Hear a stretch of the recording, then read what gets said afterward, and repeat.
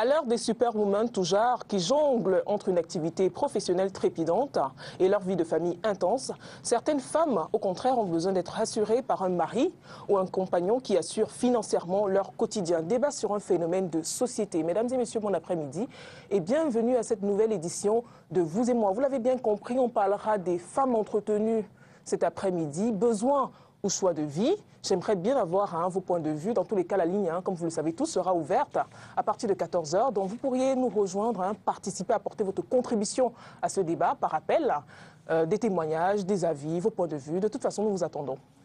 Les invités qui prennent part à ce débat ce samedi sont, je vais commencer par celle-là, la seule qui est présente sur ce plateau, pour le moment, parce que les deux autres vont nous retrouver dans quelques instants. Madame Chouala, bon après-midi et merci d'être là.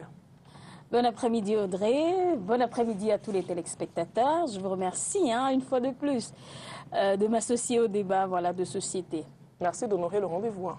Je vous en prie. Comme d'habitude. Alors on a Maître Bondier, avocat au barreau du Cameroun, un habitué de ce plateau que vous connaissez certainement tous, qui va nous retrouver dans quelques instants aussi Fanny Matombe, journaliste. Mais avant, on va entrer, Madame Chouala, avant que les deux autres panélistes nous rejoignent, on va entrer de plein pied dans notre débat. Quand peut-on parler de femmes entretenues? C'est le thème de ce samedi. Quand peut-on parler de femmes entretenues? Voilà, une femme est dite entretenue quand effectivement elle a une personne, que ce soit un mari ou alors un compagnon, qui assure le côté financier de tous ses besoins. Voilà, donc évidemment, quand on avancera dans le débat, on pourra déterminer ou alors spécifier les différents cas de figure qui existent en termes de femmes entretenues. Mais sinon, la définition qu'on peut se donner de suite par rapport à une femme entretenue, c'est une qui travaille ou qui ne travaille pas, mais qui, à côté également, reçoit d'un mari ou alors d'un compagnon, on va dire quoi, la gestion de ses besoins financiers et les besoins de base. D'accord. Alors, vous avez dit une femme qui travaille ou qui ne travaille pas, parce qu'on a toujours pensé que les femmes entretenues, c'est des femmes qui ne travaillent pas. Non. Donc, même celles qui travaillent peuvent être entretenues. Tout à fait. Voilà, c'est bien d'apporter la précision. Tout à fait, tout à fait. Alors, on a Maître Bondier qui nous a rejoint sur ce plateau. Bon après-midi, Maître. Merci. Merci d'être là. Oui, vous savez, je m'excuse d'abord auprès de vos téléspectateurs pour être arrivé quelques minutes plus tard. Oui. Mais cela n'est pas dû à ma propre volonté. Vous savez, les villes n'ont pas de route. Bon, et difficile de circuler dans cette tout à fait, tout à fait. Et puis l'immeuble n'a pas d'ascenseur. 4 niveaux, c'est pas évident. Bon, c'est pas ça qui nous interpelle aujourd'hui. Je crois que le sujet est d'autant plus coriace et bien. On parle des femmes entretenues. Tout à fait. Heureusement que vous parlez de vous-même. Il se trouve parfois que c'est nous qui vous entretenons. Voilà. Donc c'est pour dire, tout à fait, femme entretenue, c'est quoi? Vous savez, entretenir une personne, c'est subvenir à ses besoins. Que ce soit des besoins fondamentaux ou ce qu'on peut appeler des besoins superficiels. Donc c'est une manière d'entretenir une personne. D'entretenir dans tous ses états. Ça veut dire que dans ses besoins fondamentaux, santé, logement, et même parfois nutrition et autres. Et donc, mais moi, ce qui m'intéresse le plus dans cette histoire d'entretenir, par exemple, une femme, c'est de la mettre sous son joug. Et ici, il y a une contradiction sociale qui naît entre la liberté que chaque individu aspire à avoir, à faire ce qu'elle veut faire, et cette histoire de vouloir toujours que quelqu'un d'autre s'occupe de vous. Et donc, il y a, en ce qui me concerne, une contradiction flagrante entre être libre et être sous le joug, donc être entretenu. Où on est libre et on s'occupe de ses besoins. Cela ne veut pas dire qu'on ne peut pas vous aider, parce qu'entretenir et aider une personne, c'est deux choses différentes. C'est pas la même chose. C'est pas la même chose. Vous êtes sous les ordres parce qu'en fait, vous dépendez quelque part de quelqu'un. Et si vous dépendez donc de quelqu'un, vous n'êtes pas libre. Vous savez, l'indépendance et la dépendance, c'est la contradiction. Et donc, c'est là où on est généralement tous ces conflits qu'on voit, où des gens croient être très malins, comme on parle des femmes, parce qu'il y a aussi les hommes entretenus. Bien sûr, on a parlé du phénomène. Mais nous restons, il semble que la proportion... aujourd'hui, on parle des femmes entretenues. Oui, mais la proportion plus grande, quand même, c'est les femmes. Et donc, je comprends, vous qui le dites, je comprends pourquoi le thème a orienté vers les femmes, parce que c'est les femmes qui aiment être entretenues, surtout chez nous. Ailleurs, les femmes sont d'une indépendance criarde. Je vous rappelle tout simplement un petit sujet, un petit exemple que j'ai eu à Strasbourg, où une jeune fille que j'ai rencontrée, avec qui j'ai sympathisé, nous sommes entrés dans le bus. Oui. Et comme d'habitude, un gentleman, j'ai payé. Oui. Mais elle a tenu à me restituer le montant que j'ai payé à la descente. Oui. Alors ça m'a marqué et je suis allé voir quelqu'un qui m'a dit non, ici, personne ne veut être dépendant de l'autre. Les femmes, en fait, veulent être indépendantes. Indépendantes. Sous d'autres cieux. Elle s'est dit, attends, je lui dois quelque chose. Non, il faut qu'on en finisse. Oui. Voilà. Oui. Donc ça veut dire que le phénomène femme entretenue est propre à l'Afrique ou alors au Cameroun, hein, je devrais dire. Non, pas tellement propre en Afrique, mais plus prononcé en Afrique. Plus prononcé parce que Afrique, cela oui. part aussi de nos traditions. Oui. Vous savez, il n'y a pas une époque récente que la femme est vraiment devenue une personne indépendante. Vous savez qu'on considérait les femmes chez nous comme des biens. C'est-à-dire qu'on héritait des femmes comme on hérite des biens. Il y a encore des survivances dans certaines de nos chefferies où on hérite des femmes du chef, sauf sa mère. Et donc, on considère... Et puis, il y avait même d'autres choses qui étaient un peu inacceptables. Par exemple, la succession. Vous savez que les femmes, à une certaine époque, n'héritaient même pas. On disait, quand vous avez des femmes, quand quelqu'un fait des femmes dans son foyer, il se dit, sûrement, je n'aurai pas... Oui. Sûrement, je n'aurai pas, excusez du peu, et je n'aurai pas un successeur parce qu'il faut un homme pour hériter. Les femmes, on suppose qu'elles vont partir et donc elles risquent de partir avec les biens de la famille. Et parfois, quand la femme a trop de biens, on exige aujourd'hui qu'il y ait ce qu'on appelle un contrat sur la séparation des biens. Parce qu'on estime que comme elle va partir, il ne faut pas porter les biens de la famille pour amener là-bas. Donc, la femme, en quelque sorte, n'était pas une personne libre, une personne qui pouvait faire quoi que ce soit. La femme était toujours sous le joug de l'homme. Et d'ailleurs, ça continue aujourd'hui. Vous savez, il y a des femmes qui travaillent, elle a parlé tout à l'heure, des femmes qui travaillent ou qui ne travaillent pas. Mais je dis même celles qui travaillent, pour la majeure partie des cas, c'est difficilement qu'elles contribuent aux charges du ménage. Très peu contribuent. D'autres vous disent que non, mon argent me sert à entretenir ma famille. Vous êtes un peu dur avec les femmes, hein? Non, pas dur. En fait, je ne fais que lire. Puisque nous parlons des femmes entretenues. Le jour où on parlera des hommes entretenus, je viendrai aussi lire l'aspect des hommes. J'espère bien. Okay. Alors, est-il légitime de dire d'une femme mariée qu'elle est entretenue, Madame Chouala? Oui, bien sûr, parce que ça dépend. Si c'est une femme, effectivement, qui n'a pas de revenus, c'est-à-dire qui ne travaille pas et qui ne rapporte pas à la maison quelque chose en termes de finances, évidemment, c'est le monsieur qui assure tous les besoins primaires, secondaires, artificiels qui sont. Alors, effectivement, dans ce cas, c'est le mari qui pourvoit à toutes les charges et à tous les besoins. Alors, dans ce cas, effectivement, elle est entretenue. Parce qu'on parle d'entretenir dans quel sens? Dans le sens où elle-même ne prend pas charge d'elle. Voilà. Pourtant, dans le cas de figure où les femmes travaillent, quoique le mari peut l'entretenir, il n'en demeure pas moins qu'elle rapporte quand même quelque chose à la maison. Elle a ce petit moyen qui lui permet quand même de se coiffer, voilà, sans avoir besoin à demander de l'argent à son époux. Alors, parce qu'en termes d'entretenir, il y a celles qui sont entretenues totalement et il y a celles qui sont entretenues partiellement. Donc effectivement, en termes de femmes mariées, oui. On peut parler de femmes entretenues. Oui, aussi. on peut parler effectivement. Mais est-ce que ça ne rentre pas dans les devoirs, dans les devoirs du mari de s'occuper de sa femme? Est-ce qu'on peut dire vraiment qu'une femme mariée est une femme entretenue, maître Bondier? Je voudrais aller peut-être à l'encontre de la pensée de Mme Chouala tout à l'heure, en disant que celles qui ne travaillent pas sont le plus souvent entretenues, mais je dis non. Vous savez, le fait de rester à la maison ne veut pas dire qu'on ne travaille pas. Parce que si vous avez une femme qui fait le ménage, qui s'occupe des enfants, de leur éducation, qui s'occupe de votre maison, elle travaille. Puisque sinon, si elle sortait, vous serez obligé d'avoir une femme de ménage, vous serez obligé d'avoir quelqu'un qui s'occupe de vos enfants, vous serez obligé. Donc, en fait, ce qu'elle vous exclut de faire, elle le fait. C'est d'ailleurs pour cela que, à une certaine époque, on a considéré que la femme aussi a sa part dans la masse des biens que l'homme apporte. Parce que du seul fait qu'elle a contribué, d'une manière ou d'une autre, à aider cet homme à amasser les biens, pendant que lui cherchait de l'argent, elle s'occupait des enfants, elle s'occupait du foyer. C'est un travail, puisqu'il y a des gens qui gagnent leur vie à s'occuper des foyers. Et au-delà de ça, il y a aussi un aspect intellectuel qu'on ne qualifie jamais, c'est les conseils. C'est-à-dire qu'en vous disant, au lieu de payer un sac de ciment, ici, payons un peu un demi-sac, faisons ceci, allons construire à tel, ne faisons pas ceci, essayons de cadrer un peu. Elle participe d'une manière ou d'une autre à faire évoluer la famille. Et donc, elle travaille et elle n'est pas entretenue. Elle est avec son mari, ils s'entretiennent. Mais il y a des femmes qui, soit elles travaillent, soit elles ne travaillent pas, généralement, soit des femmes libres. Généralement, soit des femmes libres, même des femmes mariées, qui ne veulent rien faire. C'est-à-dire qu'elles ne travaillent pas, mais chez elles, il y a une femme de ménage. Même pour dresser le lit, c'est la femme de ménage qui dresse le lit. Les enfants ne savent même pas quand ces enfants-là naissent, qui les portent, parce qu'il y a toujours la cousine ou le cousin ou quelqu'un qui s'en occupe. Elle ne connaît rien faire. Elle ne sait que comment limer ses ongles, se faire belle, et puis faire comment je peux dire, ses soirées mondaines, etc. Ça, c'est une femme entretenue. Parce qu'elle n'a pas de revenus en réalité. Elle n'a pas de revenus, mais elle ne fait même rien pour contribuer, parce qu'on parlait là de la contribution aux charges du ménage.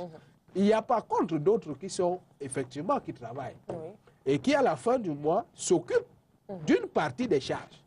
Elle peut se dire, bon, ok, moi je m'occupe peut-être du loyer.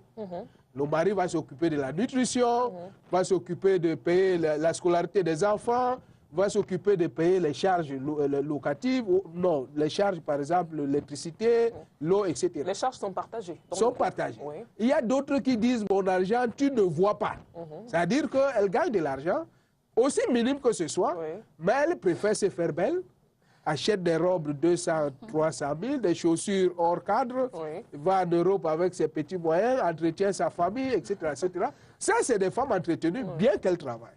Parce qu'à ce moment-là, le mari s'occupe de tout, mais c'est condamné par la loi, je crois, on reviendra là. Vous savez, Maître Bondjé, c'est condamné par la loi. Tout à fait. Dans tous les cas, on va revenir là tout à l'heure. Mais vous savez, il y a des maris qui aiment bien ce rôle-là, c'est-à-dire entretenir la femme, même s'il sait que sa femme travaille, donc a un revenu chaque fin de mois, il se plaît bien dans ce rôle-là de tout faire. Mais je vais vous surprendre.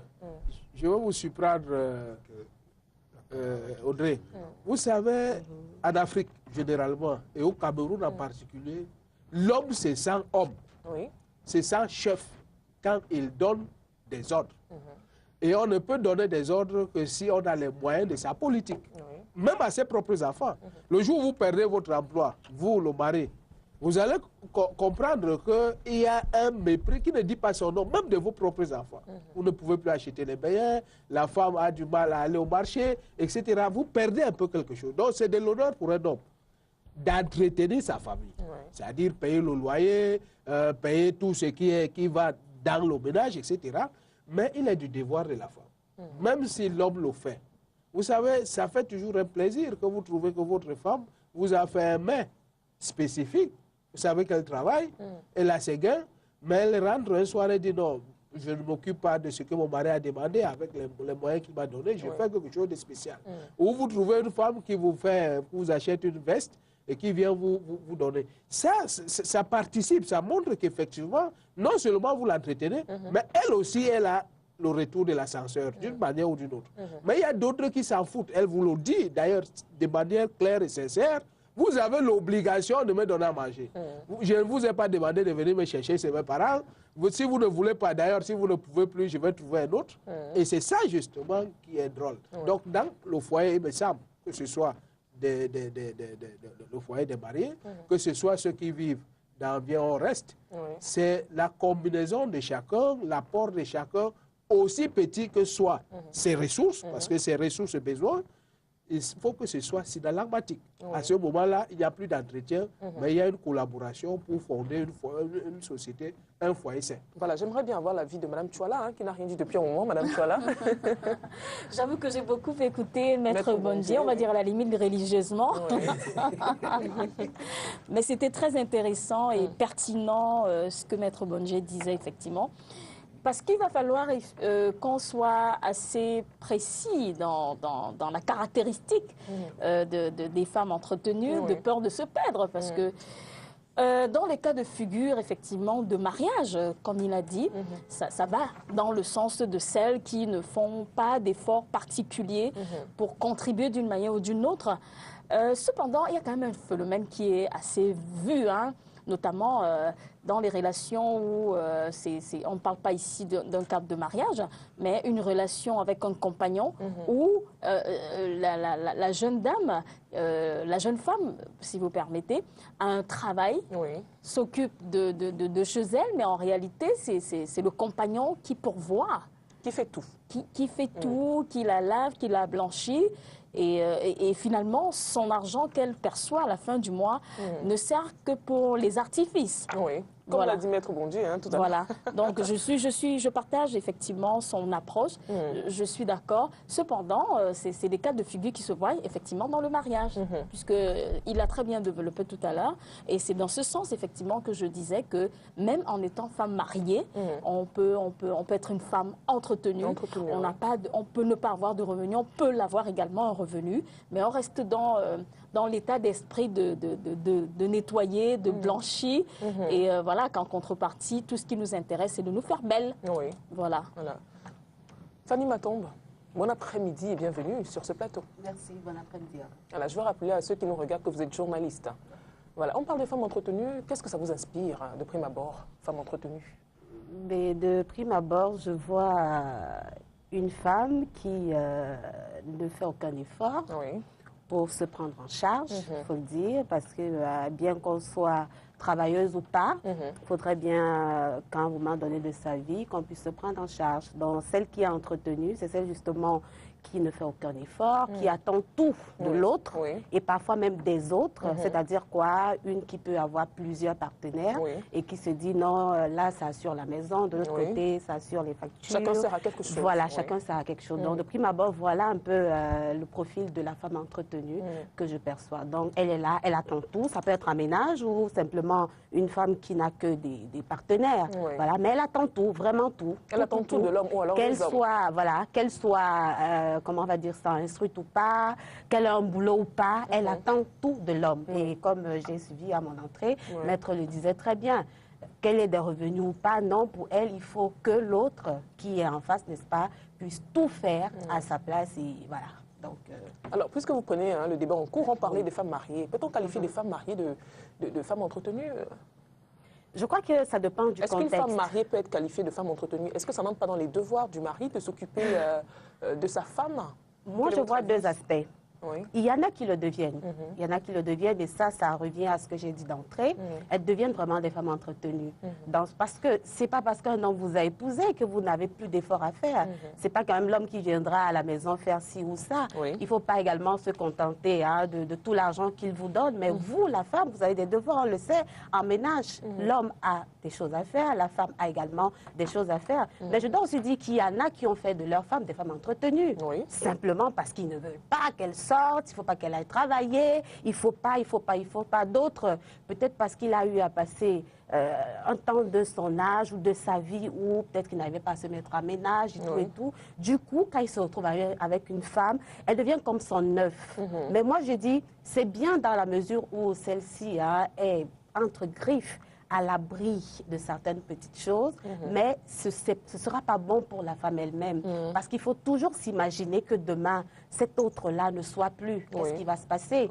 Et celui avec qui elle va se mettre, par exemple, ne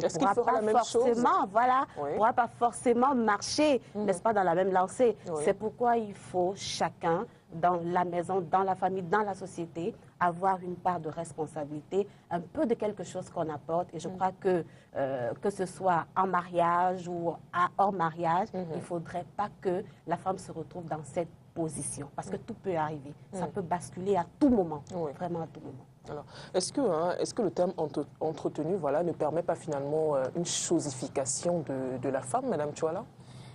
Alors disons que c'est un cas de figure qui est davantage, qui va plutôt dans le sens effectivement de positionner l'homme au-dessus, parce qu'on l'a souvent décrit, plus ou moins on m'a taxé souvent de féministe sur ces plateaux, mais cependant c'est la réalité, parce que dans la démarche de la société qui est, on va dire en amont finalement régie par les hommes, tout s'est toujours orienté vers rendre la femme complètement assujettie et davantage reléguée au second plan.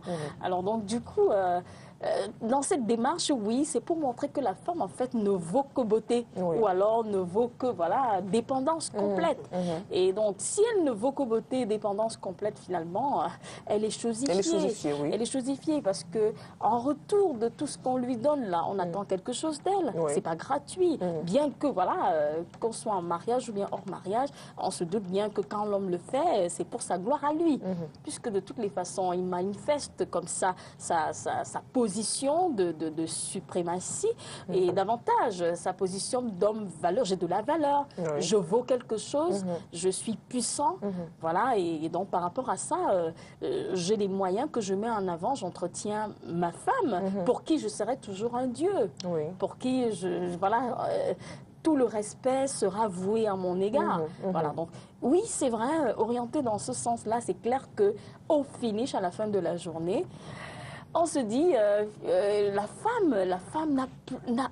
N'a plus sa valeur, Voilà, c'est-à-dire qu'elle ne représente pas grand-chose. Si c'est né, écoute, sois belle et tais-toi. À quoi tu me sers? Un objet, entre guillemets. Bah oui, à quoi tu me sers? Tu ne vaux que ça. Assieds-toi, occupe-toi de tes ongles, de ta beauté. Fais-toi belle et puis tais-toi, tout simplement. Maître Bondje. Oui, ben, c'est là, lorsque je l'écoute, ça me rappelle un peu un document que nous avons lu, je crois, en 3e, où Chrysal disait à Philamètre, où l'un des deux disait à l'autre, on ne vit pas que de beaux langages, mais de bonnes sauces. Et après avoir suivi tellement de philosophies entre les femmes, il était à côté. Sa femme ne faisait que discourir des choses fiables, philosophiques. Et lui, il avait faim et il ne comprenait rien à cette philosophie. Et donc, il a dit à sa femme, on ne vit pas que de beaux langages, mais de bonnes sauces. Et pour revenir et dire que peut-être parfois d'autres hommes envoient leurs femmes au calendrier grec. C'est-à-dire que les femmes ne sont là que pour satisfaire leur ego, leurs besoins, préparer, leur faire des enfants, satisfaire quand on veut, consommer le mariage quand il veut, quand il vient, tu dois dire que papa est venu, le Dieu est venu, etc. Mais moi, je vais prendre l'angle sur un autre point. Le point, c'est parfois la femme elle-même. Vous savez, moi, on parlait tout à l'heure, mais j'ai dit même il y a un peu d'escroquerie dans cette relation parfois. Je suis un peu, le mot est un peu fort. Parce que lorsque vous demandez tout d'une personne, vous pouvez demander jusqu'à ce que mort s'en suive.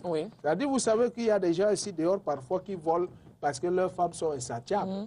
C'est-à-dire qu'il y a des gens qui commettent des infractions tout simplement pour satisfaire le besoin, parfois insatiable de leur femme. Elle a besoin de ceci, alors qu'elle connaît que vos capacités ont des limites. Mais elle vous pousse à bout, parce qu'elle veut absolument avoir. Et j'appelle ça le gros cœur.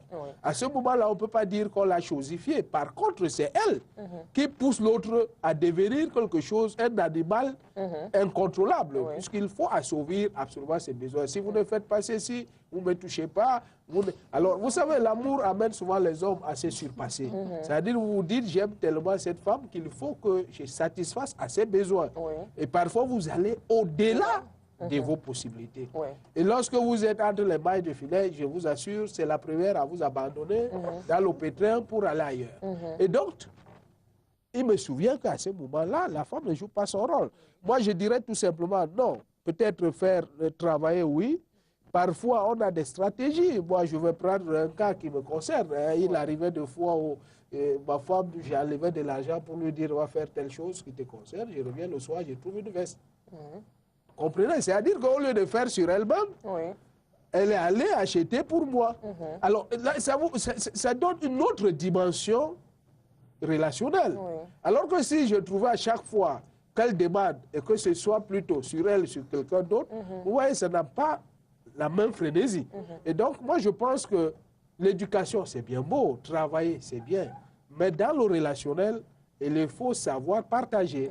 Partager avec l'autre. On s'entretient. Même si quelqu'un a les possibilités. Vous pouvez avoir autant de moyens et ne pas savoir acheter une chaussure. Vous pouvez avoir de l'argent et ne pas savoir comment on construit une maison. Tout à fait. Et donc, l'autre côté, l'autre personne qui a un pan de vous, parce qu'on écoute beaucoup plus nos femmes, nos partenaires. On a toujours tout tué, même si vous avez des fonctions les plus hautes. Je ne voudrais pas citer les noms. Vous verrez toujours que ces gens ont de l'oreille quand leur femme parle. Et donc, si elle n'a pas le sens de vous pousser vers cet communautarisme à deux et dans le suivi de vos projets, vous travaillez dans du vent. Fanny Matombe, est-ce que ce n'est pas une forme de prostitution cachée et hypocrite même, se mettre avec un homme parce qu'il vous satisfait financièrement, parce qu'il a beaucoup d'argent, parce qu'il a le pouvoir? Est-ce que ce n'est pas une forme de prostitution en fait qui ne dit pas son nom? En fait, c'est de ça qu'il s'agit, mais pas de façon, on dira quoi Voilà, criade, merci pour le mot. En fait, c'est de ça qu'il s'agit. Et comme moi, je vais toujours me mettre des deux côtés, que ce soit à l'intérieur ou à l'extérieur du mariage, et pire encore, à l'extérieur, parce qu'on sait que, on a toujours pensé que les prostituées, c'est simplement celles qui se retrouvent à quoi la nuit, qui attendent dans la rue. Mais on sait tous que la prostitution a plusieurs formes. Et celle-là en est une. Celle-là en est une parce qu'en fait, si elles le font, c'est comme quelque chose, de l'argent. Et quand on définit la prostitution, ce n'est que cela. Vous offrez des services contre quelque chose, de l'argent automatiquement. Donc, ça frôle vraiment la prostitution.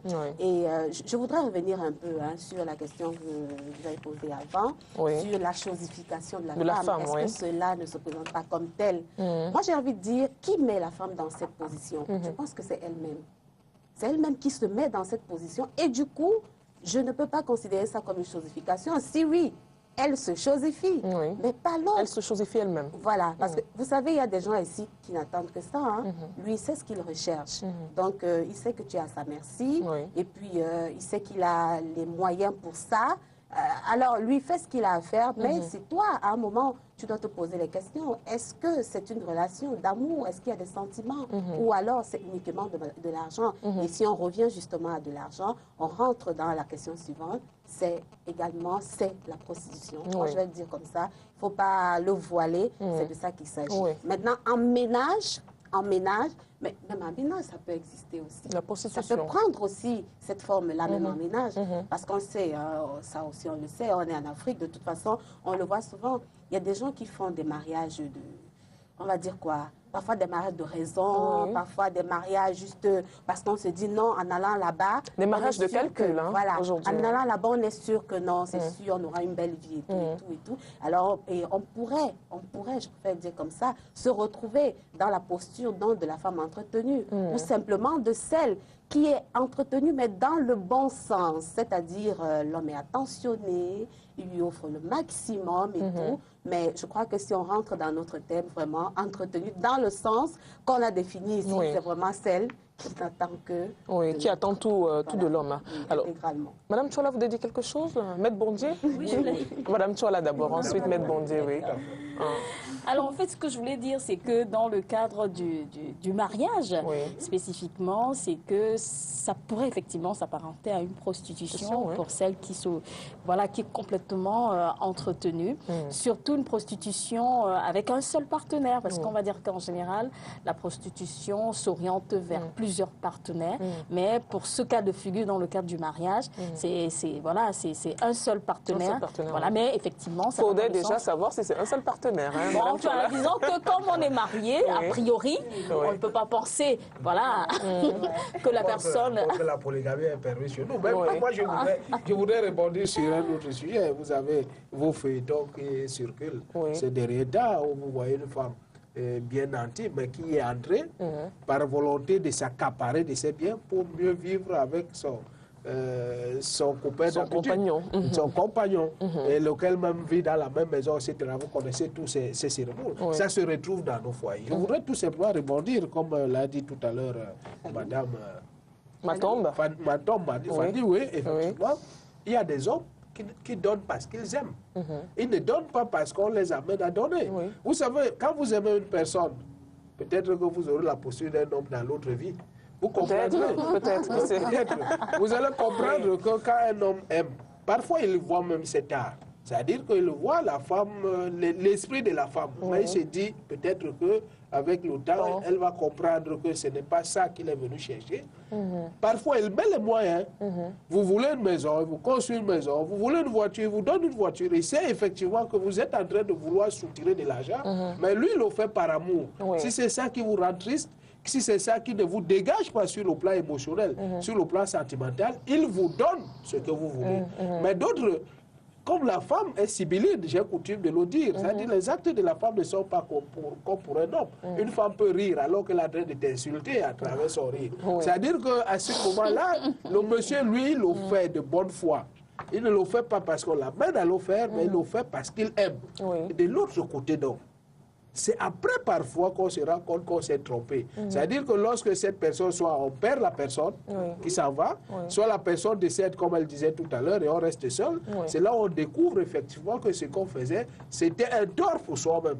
Parce que ce qu'on avait eu n'était pas de l'escroquerie, comme je l'ai indiqué. On n'a pas utilisé tous les moyens, là, le bonhomme, il savait. Mais il l'a fait par plaisir, il l'a fait par amour pour vous. Dans ce type de relation, est-ce que la contrepartie doit obligatoirement être les rapports sexuels? Alors, disons que, tel que c'est présenté, une femme entretenue, et que ça fasse plaisir à l'homme ou bien que ça fasse plaisir à elle-même, en général, le plaisir à l'homme, en contrepartie, c'est les rapports, c'est la satisfaction sexuelle, mais c'est aussi c'est également être comment dirais-je, dans une bonne ambiance, parce que s'il est sûr à chaque fois que quand il arrive pour voir, que ce soit dans le cadre du mariage ou bien à l'extérieur, que celles-là s'investissent pour qu'il soit dans un cadre qui le dégage psychologiquement, c'est-à-dire qu'il passe de bons moments en la compagnie, effectivement, de cette personne. Parce que Maître Bondia parlait tout à l'heure de la Grèce. C'était effectivement des femmes spécifiques pour ce genre de choses. C'est-à-dire qu'elles s'investissaient tout simplement à être belles, à être coquettes, mais surtout de recevoir l'amant dans des conditions qui le mettent vraiment à l'aise. Au sortir de là, il est complètement requinqué. Il a envie de continuer à vivre. Alors, donc, je dis une chose, c'est que, oui, en contrepartie, il y a la tension, en contrepartie, il y a les rapports sexuels, en contrepartie, il y a la bonne bouffe. Bon, voilà, disons que peut-être qu'elle-même ne va pas faire le repas, mais les ménagères et autres, là, elle met l'accent sur la qualité. Parce que, bon, voilà, il y a derrière l'assurance qu'elle sera toujours entretenue. Donc, de son côté, elle doit s'investir, prendre même les cours à la limite par les DVD ou bien... histoire d'être à la hauteur. Parce qu'autrement, il va aller voir ailleurs. Il faut dire que ce n'est pas sans contrepartie. Voilà. Et cette contrepartie-là, du moment où elle est satisfaisante, il faut bien continuer à rester. Je vais aller plus loin en Europe, et même ici, je suppose. Il y a les escort girls qui s'investissent. Beaucoup plus en Europe. Ici, il y en a déjà, Il y en a. Peut-être pas autant que de l'autre côté. Il y en a. Il y en a. Qui n'assument pas encore. Voilà, parce qu'il y en a, mais qui n'assument pas encore, qui ne le font pas ouvertement. Voilà. Oui, Madame Chouane. Voilà, donc en fait, ce type de femmes s'investissent autant que faire se peut pour être à la hauteur et davantage, pour être à la page pour tout ce qui est satisfaction sexuelle. Alors donc, dites-moi une chose, eux, ils continuent à rester pourquoi, ces hommes qui entretiennent? C'est pas parce qu'ils ont le plaisir à donner de l'argent. C'est parce qu'en retour, il y a une contrepartie. Bien entendu, qui peut être sexuelle et aussi de l'attention. Voilà, donc tout ça est important parce qu'au sortir de là, entre les massages qu'on fait sur le dos, sur le corps, avec ce que ça comporte et les bougies qui sentent bon, alors donc, quand on sort de là, on a juste envie de revenir, tout simplement. Tout simplement envie de revenir. Merci Audrey. Fanny Maton. Oui. Mais je pense qu'elle a assez bien dressé, il faut le dire comme ça. Et comme on dit, un peu comme on dit souvent, il n'y a pas de fumée sans feu, on ne fait rien pour rien. Ça veut dire quoi? Même le monsieur qui met son argent attend quelque chose. Maintenant, est-ce qu'il y a équilibre entre ce qu'on donne et ce qu'on reçoit? Pas forcément, c'est même pas possible. Parce qu'il y a des choses qu'on ne peut pas évaluer. Parce que toi, en allant avoir un rapport sexuel avec un homme non protégé, tu cours des risques et tout. Et je ne suis pas sûre que son argent pourra te redonner la santé. Ou la vie. De ce que tu auras chopé derrière. Donc, forcément, il y a une contrepartie et les concernés arrivent chacun en ce qui le concerne, à trouver sa part de satisfaction. L'homme, par exemple, n'attendra jamais que la femme lui offre, par exemple, un cadeau. Lui, il sait ce qu'il attend d'elle. Et à partir du moment où il a ça, et comme elle a aussi bien précisé, les massages qu'il reçoit, les petites attentions et tout cela, c'est ce qu'il recherche. Et contre ça, il sait qu'il a de l'argent à débourser. Il le fait tout naturellement. Voilà. Alors, revenons un peu sur, on a commencé à l'évoquer tout à l'heure, les profils de femmes les profils de femmes entretenues, hein, mais revenons dessus, j'aimerais qu'on revienne dessus, vous convenez avec moi qu'il y a des femmes qui choisissent délibérément d'être entretenues et certaines qui n'ont pas le choix, certaines qui ont peut-être eu une enfance et un parcours de vie parfois torturé et si difficile que le fait de tomber sur un homme qui les aime et les gâte est une vraie aubaine de vie.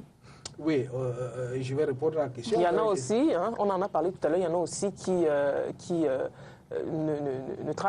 décident d'être entretenus, enfin, pas décident, mais sont entretenus parce que le mari refuse qu'elle travaille. Oui, mais nous avons dit tout à l'heure qu'elle peut ne pas travailler et ne pas être entretenue. C'est-à-dire que participer d'une manière ou d'une autre à l'émulation de toute la famille. Elle n'est pas entretenue à ce moment-là, elle a son apport personnel. Le mari apporte aussi, c'est les deux qui permettent à la famille d'évoluer les enfants et de faire face aux charges du ménage. Je voudrais, avant de répondre à cette question, je ne voudrais pas laisser l'occasion passer. Parce que les femmes ont tendance à toujours penser que ce que l'homme recherche auprès d'elle, c'est des relations sexuelles.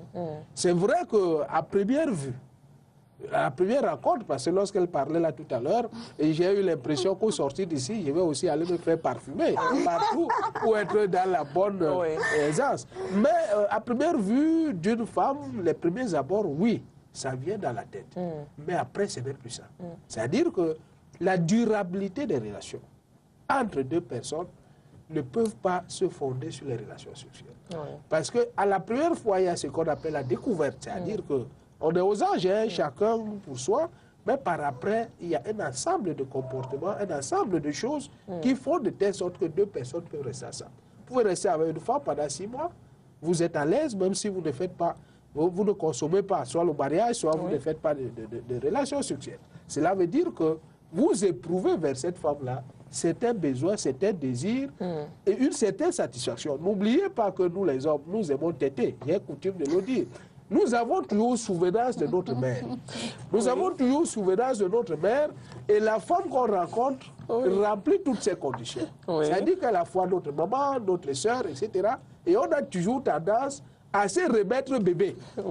Et celle qui sait justement le faire, nous poignarde, comme on peut le dire. Et à ce moment-là, on y reste. Maintenant, est-ce que les femmes le font délibérément ou pas? Je pars sur un principe qui est fort simple. Vous savez, j'ai coutume de dire que la déstructuration de nos sociétés traditionnelles nous a amené un autre mode de vie qui oblige chacun aujourd'hui, au nom des libertés individuelles, à faire comme bon lui semble. Or, qui dit liberté dit responsable. On ne peut pas être libre sans être responsable. Si vous voulez la liberté et vous voulez être sous les autres, vous n'êtes pas libre. Et à ce moment-là, les problèmes naissent. Mais le choix part d'un seul fait. Nous sommes sous le joug aujourd'hui de l'éducation. C'est-à-dire que vous verrez un enfant qui a été éduqué, une fille qui est passée à l'école, qui a fait l'école, c'est vrai, on trouve d'autres qui font le choix d'être... Mais c'est des choix ciblés, c'est-à-dire que c'est... Elle ne le fait pas tellement qu'elle s'adonne entièrement dans la dépendance, mais elle le fait parce qu'elle vise autre chose. Il y a d'autres, par exemple, qui vous amènent à leur donner de l'argent parce qu'elle envisage peut-être aller à l'étranger, vous amènent à leur procurer ceci. On a vécu des phénomènes à l'université, vous le savez. Et cette femme qui a été brûlée à l'époque en 87, nous étions encore à l'université, qui était entretenue par un tailleur. C'est-à-dire que le tailleur a estimé que je vais avoir une femme intellectuelle.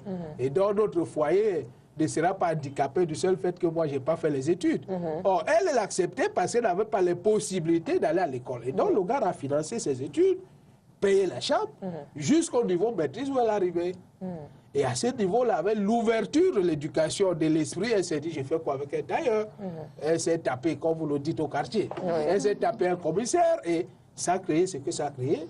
Ce monsieur l'a brûlé. Vous avez suivi cette histoire-là. On a parlé. L'a brûlé et lui-même, il s'est donné la mort. En fait, il est allé mourir à l'hôpital. Donc, il y a des gens qui utilisent ce moyen pour atteindre un objectif. Il y a d'autres, par contre, qui s'y plaisent. Parce qu'elle n'a pas d'autre moyen, elle n'a pas fait les études, elle ne sait pas les conséquences que cela peut avoir. Elle s'est dit, OK, comme je l'indiquais tout à l'heure, là, c'est de l'escroquerie. C'est-à-dire qu'elle utilise des formes. Parfois même, elle ne s'adonne pas aussi facilement sur le plan sexuel. Il y a beaucoup qui, pour que tu arrives à ton objectif, ça veut dire avoir des rapports avec elle, ben, tu peines. C'est-à-dire que ton argent sort comme si c'était Or, lui, il veut y arriver, il est obligé d'en sortir. Et on arrive donc parfois, comme on le disait tout à l'heure, à des comment vous appelez ça, tragédies. Des tragédies, parce que le bonhomme, à un moment donné, va se rendre compte qu'il a été dupé. Pendant que lui paye, qu'on s'est servi de lui, d'autres viennent en profiter. Le plus simplement du monde, c'est un papa de 60 ans, tu as 22 ans, 23 ans, et tu as ton yon de 18 ans qui vient, qui n'a même pas encore commencé le travail. Donc, c'est un choix de vie qui dépend de sa condition humaine. On est pauvre, mais on veut vivre comme les riches. On est obligé de s'agripper par Maître Bondier, parce que Maître Bondier n'a pas d'argent. Mais il a un titre, on peut s'agripper sur son titre. Le message est passé. Hein. Tout à fait. Alors, Maître, sauf si les dames voulaient intervenir, Madame Chouala. Tout à fait. En fait, merci Maître Bondier, c'était intéressant. Alors, ce que je voulais dire, c'est quoi? C'est qu'il y a deux cas de figure. Hein. Il y a celles qui sont entretenues parce qu'elles veulent vivre au-dessus de leurs moyens. Parce que, bien que possible d'être indépendante, du fait qu'elle a un travail, elle veut quand même paraître. Elle veut être comme d'autres personnes. Et donc, pour cela, elle s'investit au maximum pour vous sucer, hein, comme on dirait, hein, et voilà, finalement, atteindre ses objectifs à elle.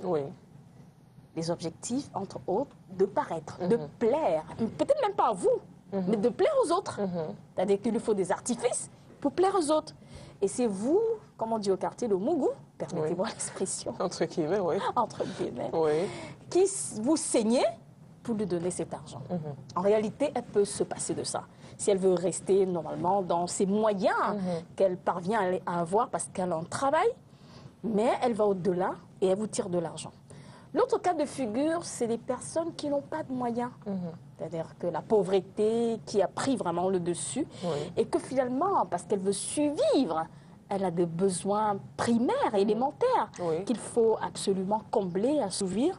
Et par rapport à cela, elle, par contrainte, on va dire finalement. Donc ça veut dire qu'il y a des femmes qui choisissent délibérément d'être entretenues et d'autres qui le sont parce qu'elles n'ont pas le choix. Oui, parce qu'elles n'ont pas le choix, effectivement, par nécessité. Voilà, donc elle se fait blanchir et tout, par nécessité. Elle n'a pas d'autres moyens, elle n'est pas allée à l'école, elle n'a pas de revenus. Elle veut travailler, mais elle n'a pas de formation. Elle n'a rien du tout qui lui permet effectivement d'avoir un travail. Tout à fait. Donc tous ces éléments l'amènent, la contraignent finalement à être dépendante de cette forme d'un homme. Des hommes. Tout à fait. Fanny Matombe. Oui, donc j'allais dire aussi que c'est toujours important de s'interroger, n'est-ce pas, sur les motifs ou alors les raisons pour lesquelles les femmes prennent telle ou telle autre posture. Parce que ce qui est sûr, il y en a qui le font par choix, il y en a qui le font par besoin. Et c'est pourquoi on dit toujours la base ou alors la petite enfance, l'environnement, la cellule familiale, tout ça, ça joue un très grand rôle. Il y a des gens, des enfants qui grandissent par exemple dans un environnement où on se dit là-bas, non, il n'y a pas d'effort à faire parce qu'il y a des gens dehors qui sont là et qui peuvent subvenir aux besoins des gens qui ne font rien.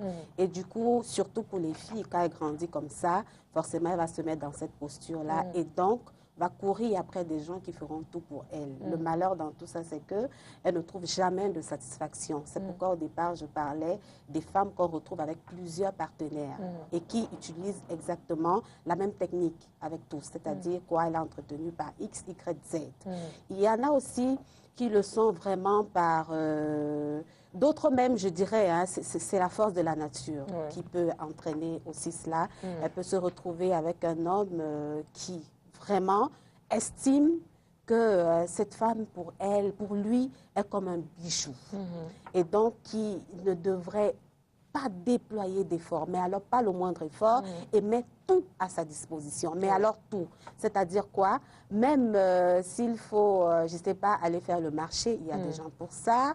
Il faut aller déposer les enfants à l'école, il y a des gens pour ça. Il faut faire ci, ça, il y a pour ça. Mais maintenant, on peut également s'interroger sur les motivations réelles de l'homme qui met sa femme dans ce genre de conditions. Ça peut varier. On a déjà évoqué un premier cas de figure, ceux qui aiment simplement, qui le font simplement parce que ils ont un cœur à donner, alors ils le font tout naturellement. D'autres aussi peuvent le faire dans le but simplement d'assujettir la femme.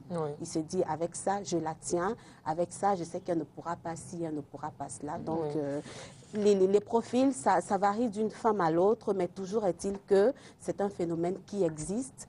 Et jusqu'à aujourd'hui, très peu arrivent à assumer, n'est-ce pas, cette posture-là, parce qu'en même temps, il va te dire, non, mais attends, c'est lui qui me court après. Or, elle a des plans bien précis, elle sait pourquoi elle va avec la personne. C'est vrai qu'on a souvent vu dans le sens contraire, hein, je veux dire quoi, des hommes qui sont plutôt entretenus, ça prend une autre connotation. Parce que de l'autre côté, on se dit, l'homme de prime abord, en tout cas la société veut que ce soit comme ça, doit s'occuper d'une femme. Mais lorsque ça s'accompagne déjà de stratégies autres que les sentiments, que des gens qui veulent bâtir une vie ensemble, je crois qu'on frôle l'escroquerie, comme l'a dit. Comme l'a dit Maître. Je vais ajouter un autre élément dans cette façon de faire, choix de vivre ou pas.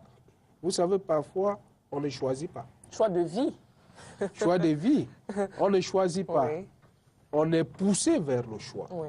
Il y a des parents qui poussent.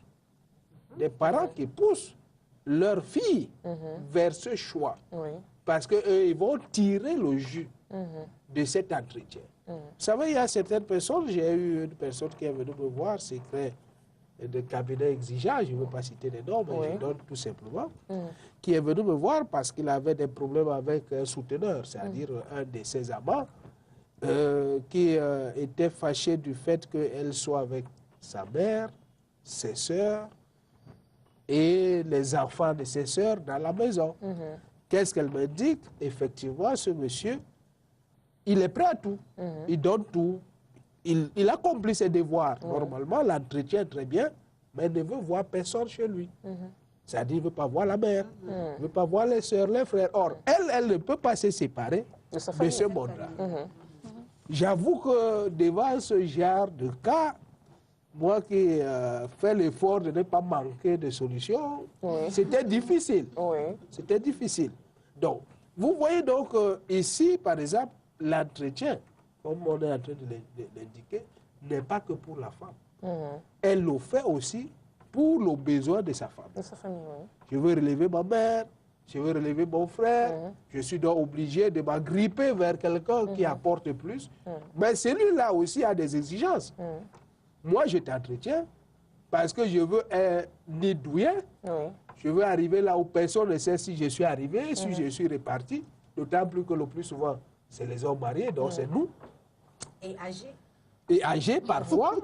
Et donc, il veut quelque part où c'est calme. Vous savez, quand il y a tout ce beau monde-là, vous n'êtes plus dans le calme. C'est la mère qui vous voit arriver, mon beau, on fait comment? Le frère crée des problèmes. Oui, on est exposé. Il y a ce cas. Le deuxième cas, me semble, c'est que les femmes sont sous la coupole du pourcentage. Je l'ai toujours indiqué. Elles sont plus nombreuses. Elles sont plus nombreuses. Il y a peu de mecs. Si on rentre au quartier, pour que vos téléspectateurs comprennent. Il y a peu de mecs avec qui on peut fonder un foyer normal. On peut discuter normalement. Mais on a aussi envie de vivre. D'avoir aussi ce que les mariés ont.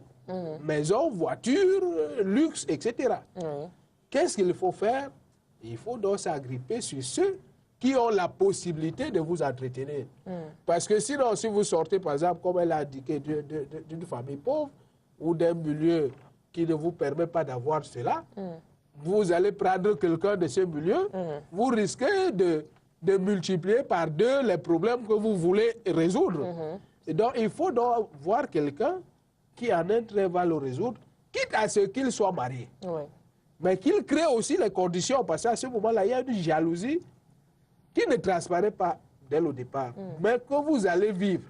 Ça veut dire que vous avez une maison, avec votre épouse et vos enfants, vous prenez une fille comme cela, vous voulez vivre avec elle, elle vous dit, attends, vous ne pouvez pas mettre votre femme à l'aise, et moi, vous venez me mettre dans une chambrette pour que vous me donnez aussi une maison. Et si vous avez les moyens, vous dites, OK, il n'y a pas de problème, chérie, je mets une maison, je veux une voiture, vous aussi, vous voulez une voiture. Et donc, il me semble que les femmes ont ce problème de pourcentage.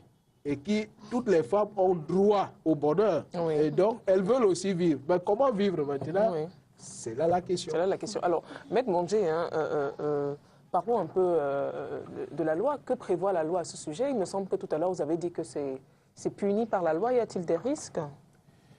Il y a beaucoup de risques. J'ai dit c'est puni, mais je vais beaucoup plus donner dans le cadre légal. Oui. C'est-à-dire que le cadre du mariage. Oui. Vous savez, le jour du mariage, le maire fait l'effort, pour des mères qui sont éveillées, de vous lire les articles 212 et suivants du Code civil. Dans ces articles-là, on va vous rappeler les devoirs, les différents devoirs du mariage, fidélité, assistance, secours, communauté de vie. D'autres vont vous faire même le commentaire pour vous dire comment dans le foyer vous devez vous aider. Vous êtes à deux maintenant, vous fondez un foyer. Il ne faut pas que la mère vienne détruire. Il ne faut pas que le père vienne détruire, le beau-père n'a rien à voir, etc. C'est vous deux qui résolvez vos problèmes. Mais il y a là-dedans.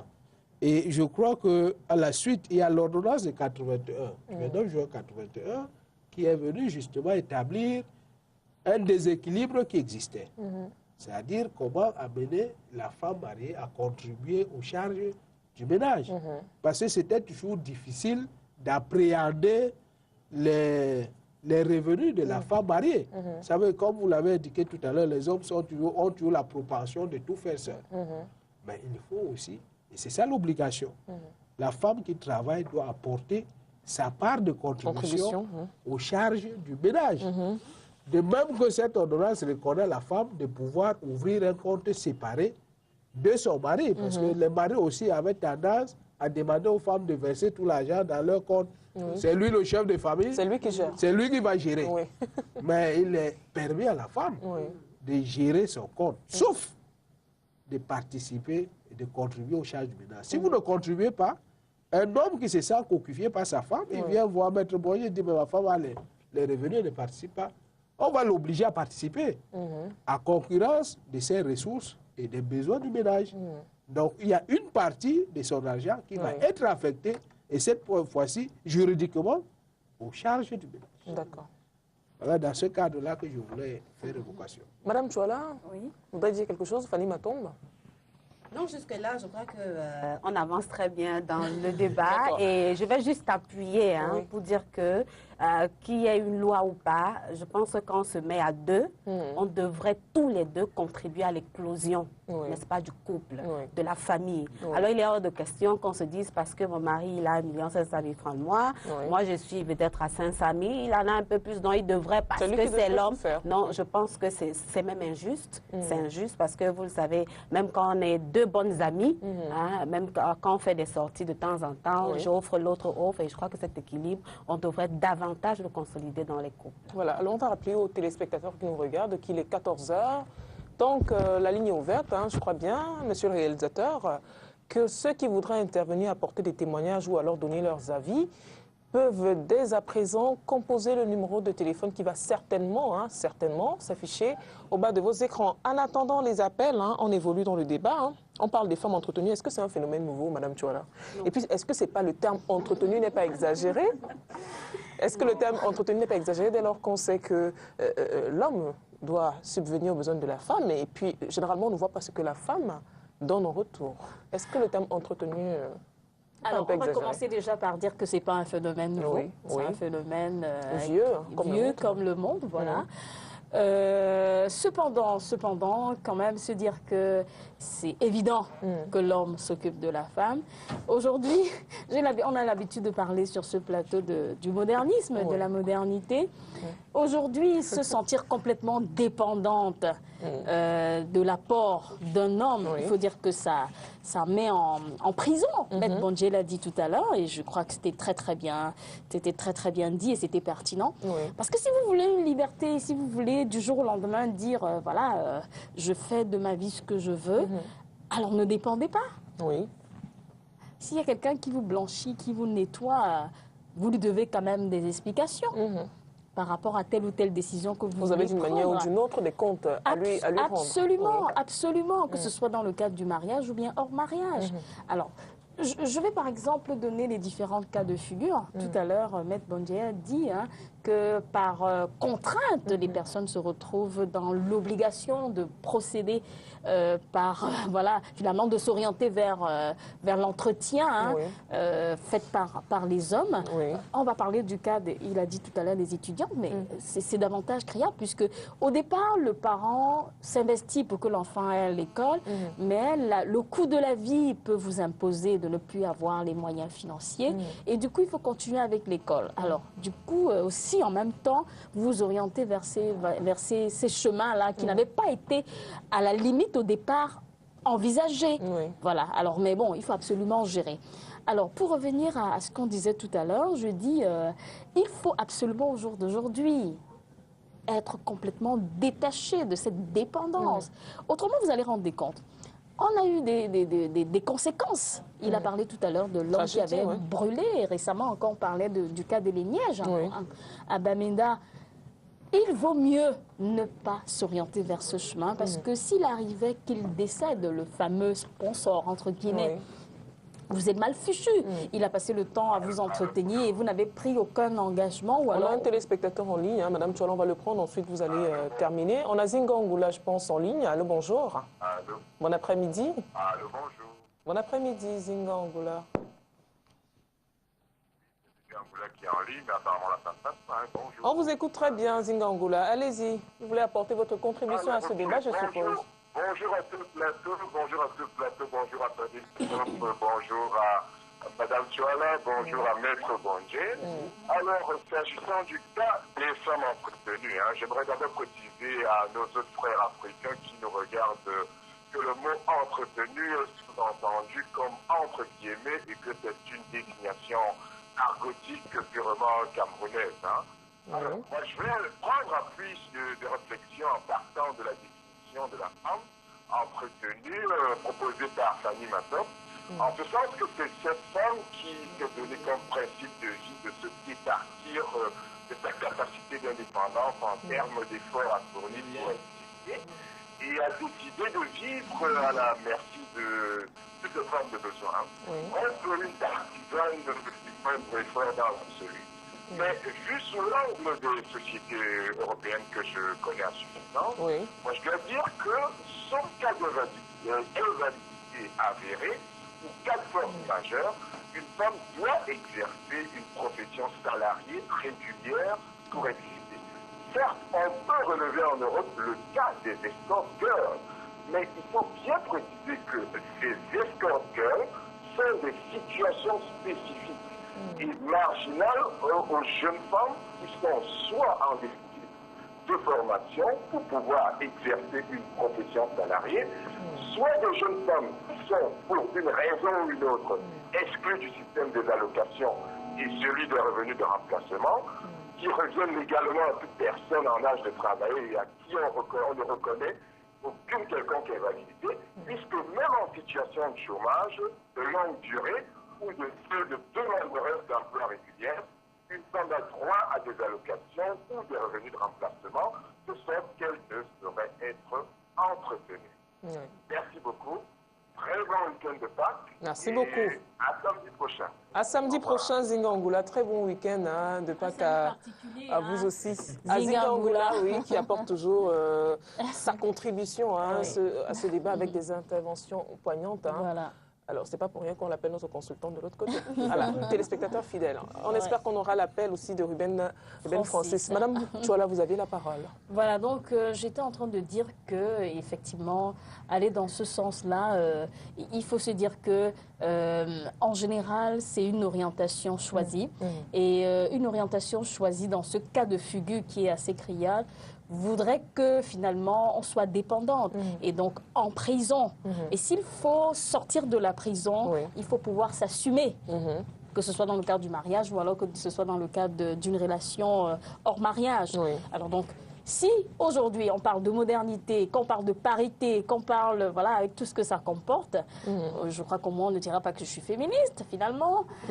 Il faut dire que la femme doit pouvoir s'occuper d'elle-même, peut-être pas entièrement, mais ne pas espérer qu'un homme prenne charge complètement d'elle. Parce qu'autrement, elle, comment dirais-je, pour s'arracher des griffes de cet homme-là, il sera difficile. On a quelqu'un en ligne? Allô? Bon après-midi. Oui, allô, bon après-midi. Allô, bon après-midi, on vous écoute. Hein? Allô? On vous écoute. Bon après-midi, monsieur. Allô? Vous êtes en direct. Allô? Voilà. Quelques problèmes avec cet appel. Hein. On rappelle que le téléspectateur peut revenir. Le numéro de téléphone. On vous suit déjà. Merci la régie, parce qu'on vous entend en studio.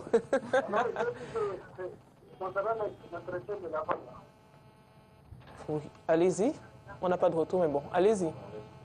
On vous écoute, monsieur. Allô? Vous êtes en direct.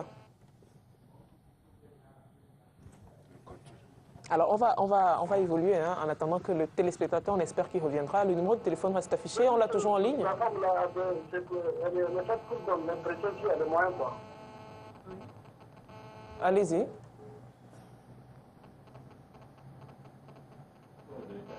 OK. Je crois qu'on a quelques petits problèmes avec cet appel. On espère que le téléspectateur reviendra hein, et que l'écoute sera meilleure. Alors, qui avait la parole? Madame Tuala. Par conclure. Oui, oui. Alors, donc, je disais, ce n'est pas un bon choix, que ce soit dans le sens, effectivement, des artifices ou alors de vivre au-dessus de ses moyens. À un moment donné, on se casse la figure. On a parlé des cas tout à l'heure qui étaient vraiment pas élogieux du tout. Oui. Donc, il faut une fois de plus que la femme puisse s'assumer. Qu'elle soit dans le mariage avec un revenu ou pas, qu'elle participe au moins aux charges. Qu'elle puisse être indépendante. Oui, qu'elle soit complètement indépendante, qu'elle participe au moins aux charges, c'est-à-dire qu'elle ne se limite pas tout simplement à se tailler les ongles.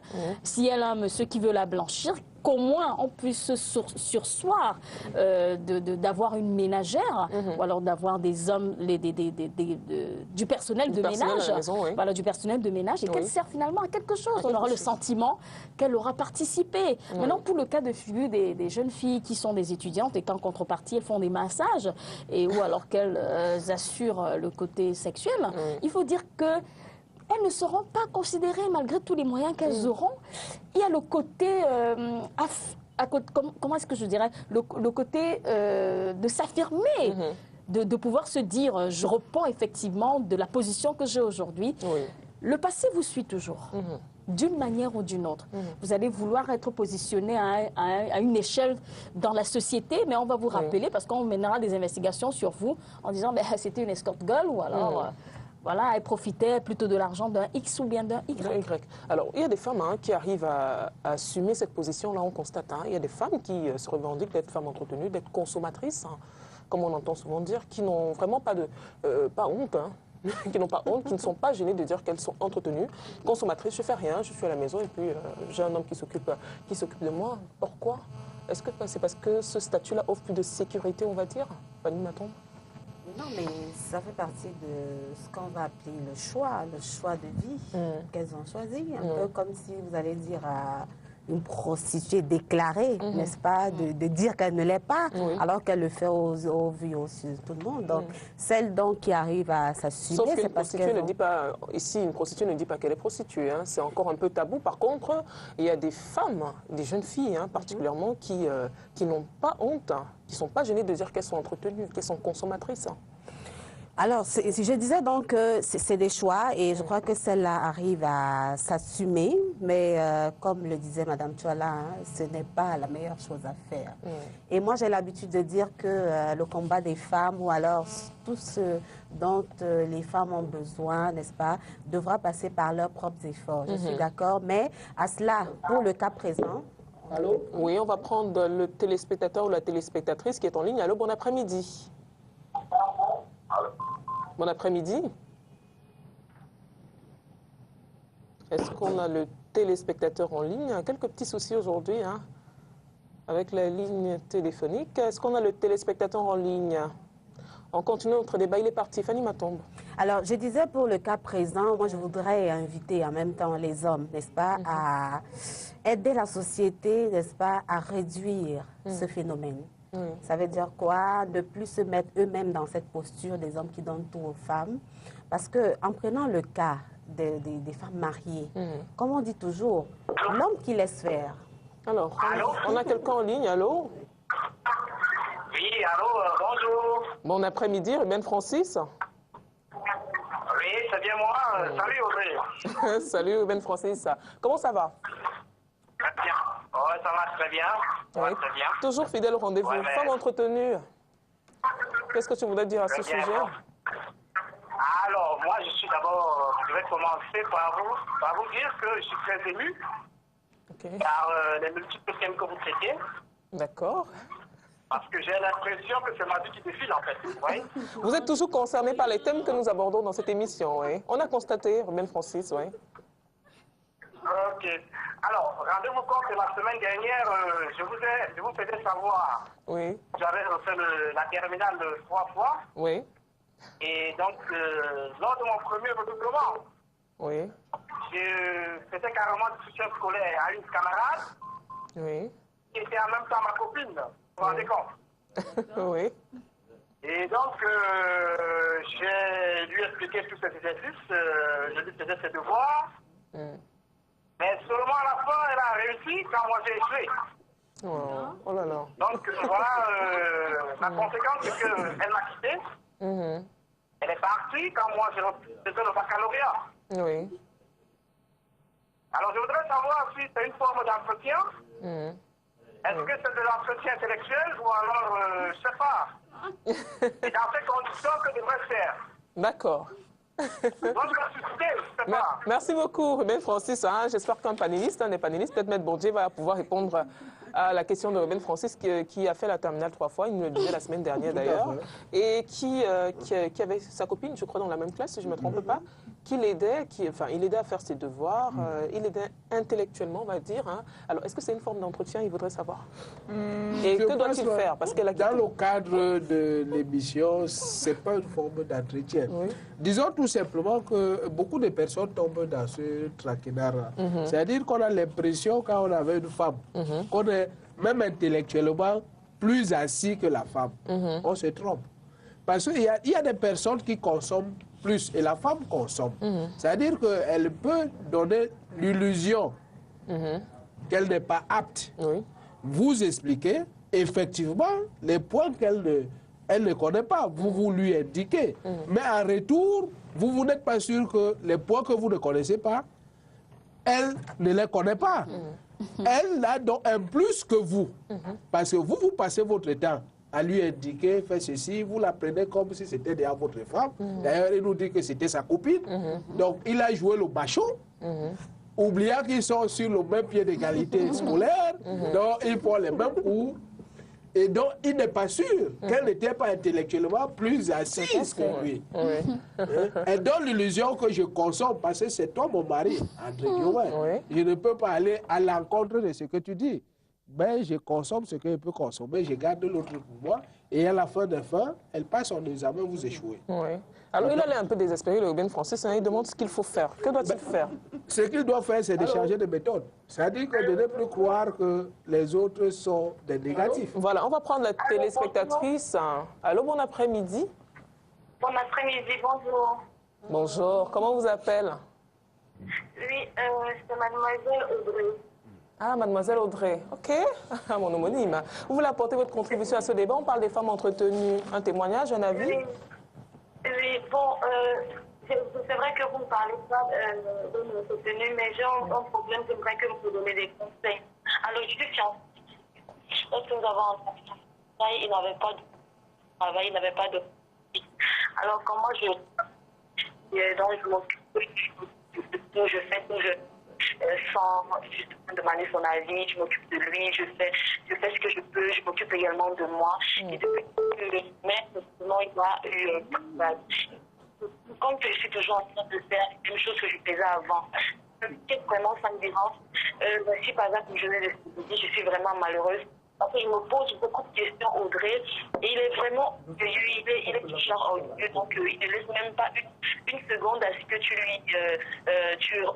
le ramènes à la raison. Il veut prendre le dessus, tout ça, donc ça m'inquiète. Et il ne fait pas du tout de cadeaux. C'est toujours moi qui suis en train de faire des cadeaux. Quand je rentre du boulot, je fais des cadeaux. Je suis très romantique. Je l'aime beaucoup. C'est également très attentionné. Il peut m'appeler au téléphone au moins 5 fois par jour, mais il ne me fait pas de différence. C'est vrai que Maître, Fanny et l'autre invité, vraiment, donnez-moi des conseils. Je suis vraiment malheureuse aujourd'hui. Je vous en prie. Merci beaucoup. D'accord, merci. C'est vrai que ce n'est pas le thème, mais on va quand même répondre rapidement à la préoccupation de la téléspectatrice. Qu'est-ce qu'elle doit faire Alors moi, en ce qui me concerne, quand j'écoute ça, j'ai le sentiment que lui, il est porté sur autre chose. Il est tombé sur une femme qui le blanchit. Elle est en face de quelqu'un à qui elle donne tout et qui ne donne rien en retour. Oui, en fait. alors, parce que je dis une chose, quand on aime, on fait un minimum. Parce qu'il peut lui donner même 1000 francs, il rentre le soir avec, je sais pas, moi je dis vraiment n'importe quoi, un chewing-gum. Écoute chérie, j'ai pensé à toi, je t'ai acheté un chewing-gum. C'est le geste qui compte. C'est le geste. C'est pas le présent en tant que tel, c'est le geste. Alors donc, donner sans contrepartie. Non, mais il faut arrêter. Il ne faut pas qu'il y ait de l'escroquerie amoureuse. Non, enfin, je vais dire, peut-être que je suis un peu dure, mais je dis, il faut être objectif dans ce qu'on fait. On a amené à se demander si son partenaire l'aime vraiment. Maître Bondier? Oui, non, moi je voudrais dire, si elle a la possibilité de passer par vous et de venir en consultation, ce serait meilleur. Je la recevrai sans un franc dans mon cabinet.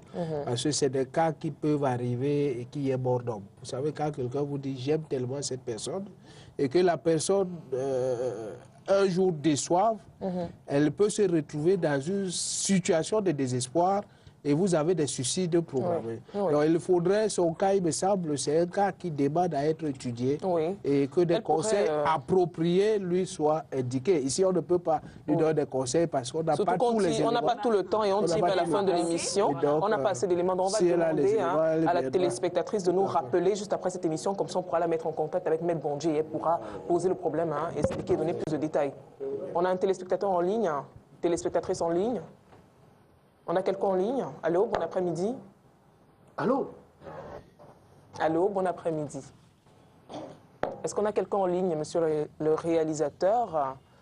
Non, on va évoluer dans notre débat. Est-ce que Fanny voulait réagir à cet appel de la dernière téléspectatrice ou alors on évolue? Mais on a peur de tirer des conclusions hâtives, c'est pourquoi... on demande qu'elle nous rappelle tout simplement après l'émission, c'est mieux. On n'a pas tous les détails. On peut passer aussi à côté de la plaque et ne pas dire ce qu'il faut. Ce serait mieux qu'il y ait tous les éléments afin de... Mais pour l'instant, qu'elle ne se décourage pas. En attendant que les solutions lui soient proposées, voilà, entre autres, ou alors il y a un petit manquement qu'elle ne maîtrise pas. Et dans tous les cas, il faudrait qu'elle nous rappelle après l'émission, voilà, comme ça elle entrera en contact avec Maître Bondier. Alors Maître Bondier, est-ce qu'il peut arriver des cas où un homme intente un procès contre une femme dans l'optique de récupérer tout ce qu'il lui a offert? Est-ce que vous avez eu des cas comme ça? Tout à fait, tout à fait. D'abord, il y a les deux situations qu'on a évoquées tout à l'heure. D'ailleurs, Fanny en a parlé longuement. Le cas d'une femme mariée ou d'un homme des époux et le cas des personnes qui vivent, comme on le dit, en union libre.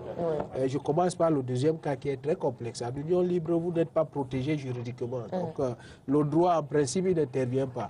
Mais il peut intervenir si, vous savez, j'ai toujours nommé cet article que le feu Melo nous faisait réciter par cœur, le 1382, qui fait quelqu'un de l'homme, qui crée préjudice à autrui, oblige celui par lequel il est arrivé à le réparer. Donc, vous pouvez toujours être tenté sur la base justement du préjudice que l'autre vous a fait subir.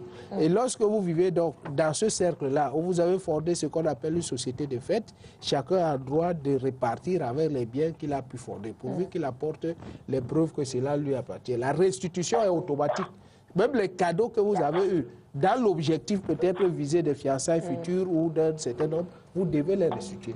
Mais n'allez pas demander à quelqu'un de vous retourner le plat de nourriture que vous lui avez donné ou les babouches que vous avez achetées au marché. Il faut que ce soit les biens de valeur. Voilà. Vous pouvez les récupérer. On a quelqu'un en ligne? Allô? Bon après-midi. Oui, bon après-midi. Oui, bon après-midi. Vous êtes en direct, on vous écoute.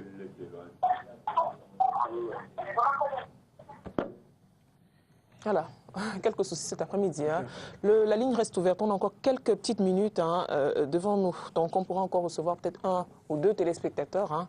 Peut-on trouver en cette logique de femme entretenue des avantages ou alors un aspect positif, Fanny Matombe?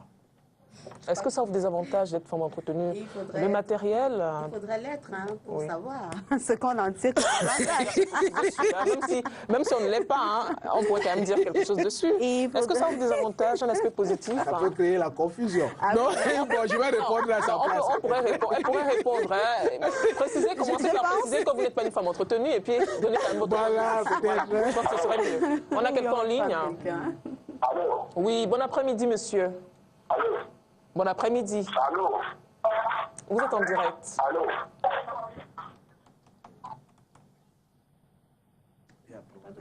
Oui.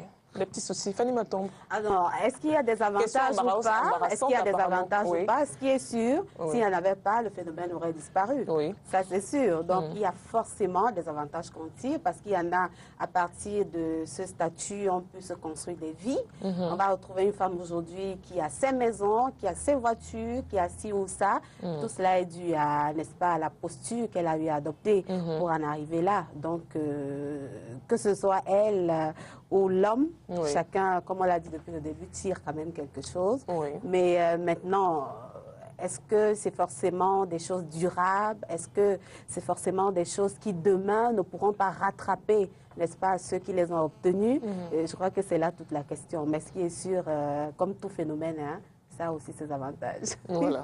Alors, est-ce qu'au regard de l'évolution du monde, hein, est-ce qu'il est possible pour une femme d'aimer sans rien attendre en retour, sans rien exiger de son partenaire? Est-ce qu'aujourd'hui, l'amour véritable n'a pas de contrepartie.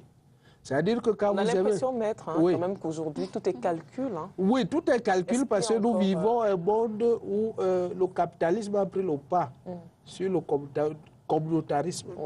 Mais l'amour véritable n'a pas de contrepartie. Quand vous aimez une personne véritablement, on vous pose la question, vous aimez la personne, pourquoi? Vous n'arrivez pas à répondre. C'est-à-dire que il suffit que la personne ne soit pas là. Il y a un vide qui se crée, que vous ne pouvez pas combler, même avec l'argent, avec une autre personne, mais il est là. Quelqu'un disait, un seul être vous manque et tout est découplé. C'est ça l'amour. Mais il peut arriver aussi que... Maître, on va prendre le téléspectateur, ensuite on va revenir sur vous. Allô, bon après-midi.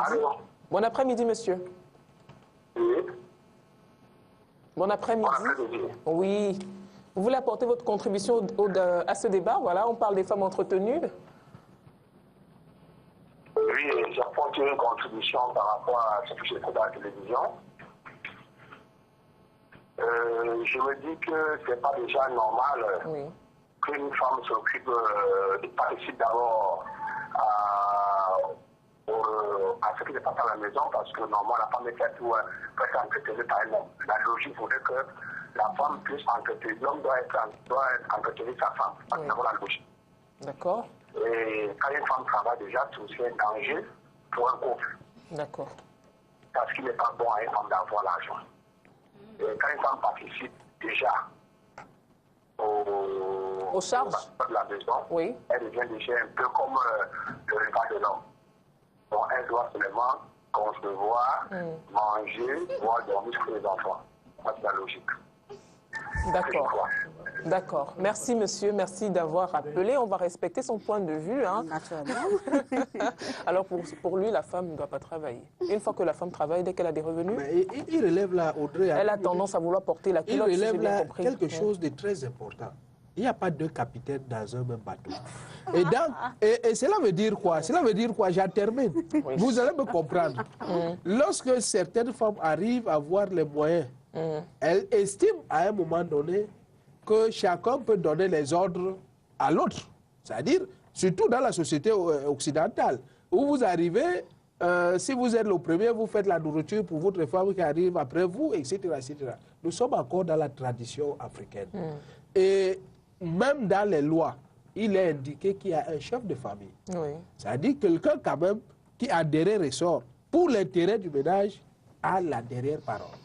Mais il voudrait indiquer, et ça je suis d'accord avec lui, qu'il ne faut pas que, parce que la femme sort, comme l'homme sort, quand elle rentre dans les ordres de même que l'homme. Une femme doit savoir qu'elle a un mari, et que le mari, les ordres qu'il donne, soient des ordres dans l'intérêt du ménage. Parce que s'il ne le fait pas, la femme peut faire destituer le mari de cette autorité de direction de la femme. Est-ce que ce n'est pas un peu égoïste, Madame Chouala, de penser comme ça? Autant je respecte ce que le téléspectateur a dit, autant j'ai très envie de comprendre ce que Maître Bondje disait tout à l'heure, autant j'ai du mal, parce que on n'est pas en 1950. On a beaucoup évolué entre-temps et je pense que pour l'épanouissement de la femme, on a eu à débattre ici sur un thème relatif au choix de la femme à être au travail ou alors à la maison. Finalement, quelle est sa place? Quelle est sa place? Voilà. Alors je dis, l'homme doit être bien, la femme doit être bien. Tout ça passe par quoi? Par l'épanouissement des uns et des autres. Alors une femme aujourd'hui, on est quand même en 2014, qui ne travaille pas. Honnêtement, elle n'est pas épanouie totalement. Parce que l'équilibre du foyer, que ce soit par rapport aux enfants ou bien par rapport au mari, passe par l'équilibre de la femme. Vous ne pouvez pas vous pouvez pas donner du bonheur aux autres si vous-même vous n'en avez pas. Il faut être heureuse pour diffuser, on va dire finalement, le bonheur autour de vous. Donc il est important qu'elle travaille. Je suis désolée qu'il ait cette approche. Je me dis, il y a forcément des éléments qui lui permettent de tenir de tels propos. Je respecte totalement. Mais je dis, on n'est plus à l'ère où la femme doit rester à la maison. Et puis personne ne prendra la place de l'autre. Chacun a son rôle à jouer. Chacun. L'homme reste le chef de la famille. Moi, je suis complètement d'accord avec ça. Cependant, la femme a quand même sa contribution, même intellectuelle, à apporter pour l'éclosion. C'est une confusion qu'on fait. La femme a toujours travaillé. Dans nos sociétés traditionnelles, c'est la femme qui travaillait plus. C'est elle qui allait au champ, qui venait préparer, qui s'occupait des enfants. Le mari était toujours en train de discuter. Donc, en fait, c'est un faux débat pour moi. C'est-à-dire que la femme travaille partout où elle se trouve. On l'a indiqué tout à l'heure, qu'elle soit même au foyer, elle travaille toujours. Donc, il n'y a pas de femme de main libre. Et elle travaille même plus que celui qui va au bureau, qui croise les pieds. Parfois, il attend, il ne fait pas 8 heures au travail, peut-être fait quelques heures et il revient avec le sac. Bon, c'est discutable, mais bon. Je vais juste dire à Maître Bondje que ce qu'il dit généralement, c'est ça, mais vous serez peut-être surpris aussi d'entendre qu'il y a des femmes ici qui se réveillent le matin, qui prennent leur douche, le petit déjeuner est déjà apprêté, les pieds posés sur le divan, elle fait son vernis et tout à longueur de journée, elle passe seulement les ordres. Est-ce que vous avez apprêté ceci? Est-ce que vous avez apprêté cela? Alors, ce modèle de femme existe et je crois que c'est cela qu'on ne voudrait pas, n'est-ce pas, laisser avancer dans notre société d'aujourd'hui. Aujourd'hui, tu es en train de tenir un propos, je ne suis pas arrivé jusqu'au bout pour dire quoi? Les hommes qui laissent leurs femmes dans cette posture-là, moi je dis, sont déjà en train de créer au sein de leur famille un comportement qui pourra perdurer. Ça veut dire quoi? La petite fille qui voit comment ça se passe entre sa mère et son père, demain pourra reproduire cela. Et on ira donc de génération en génération et du coup, le phénomène lui-même va rester. C'est pourquoi j'ai invité les hommes à aider, n'est-ce pas, pour que le phénomène soit un peu ralenti. Parce que là aussi, je pense que l'homme a sa part de responsabilité sur l'existence du phénomène en question. Alors, on va rapidement conclure. Malheureusement, je ne pourrais pas faire un tour de table. Je crois qu'on est arrivé au terme de cette émission. Merci d'avoir suivi. Merci à tous les panélistes d'être venus ce samedi. On se retrouve samedi prochain à la même heure. Bon week-end à tout le monde. Bonne fête de Pâques. À bientôt.